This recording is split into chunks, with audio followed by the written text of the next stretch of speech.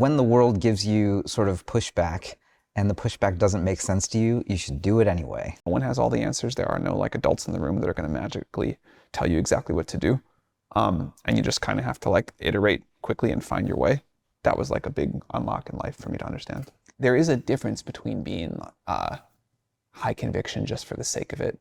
And if you're wrong and you don't adapt and you don't try to be like truth seeking, it still is really not that effective.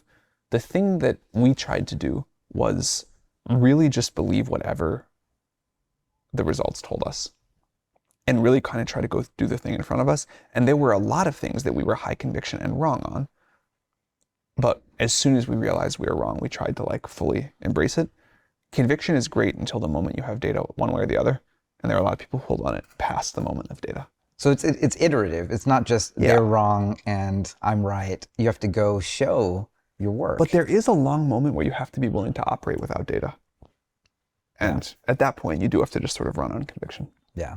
It sounds like there's a focusing aspect there too. Like you had to make a choice and that choice had better, you didn't have infinite choices.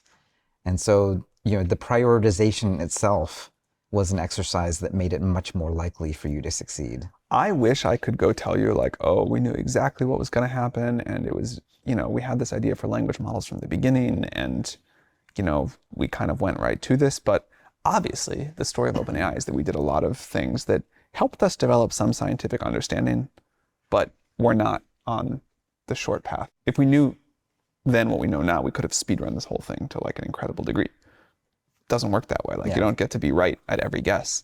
And so we started off with a lot of assumptions, both about the direction of technology, but also what kind of company we were going to be and how we were going to be structured and how AGI was going to go and all of these things.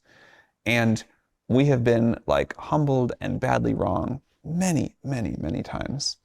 And one of our strengths is the ability to get punched in the face and get back up and keep going. This happens for scientific bets, for being willing to be wrong about a bunch of other things we thought about how the world was going to work and what the sort of shape of the product was going to be.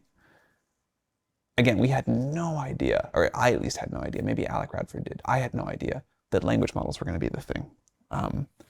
We started working on robots and agents playing video games and all these other things.